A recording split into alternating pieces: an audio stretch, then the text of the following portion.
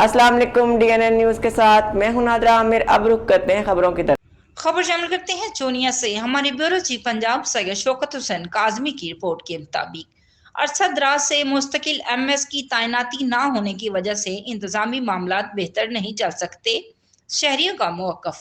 चोनिया cardiac centre में मरीज और इनके लवाहकीन के लिए लगाया गया फिल्टर पीने वाला पानी साफ ना होने की वजह से मरीज मजीद बीमारियां अपने साथ लेकर अपने घरों को जाने लगे।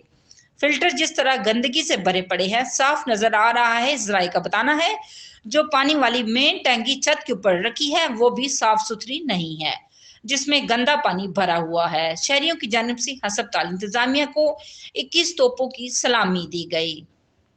अब तक के लिए इतना ही। मजीद जानने के लिए हमारे साथ रहिएगा।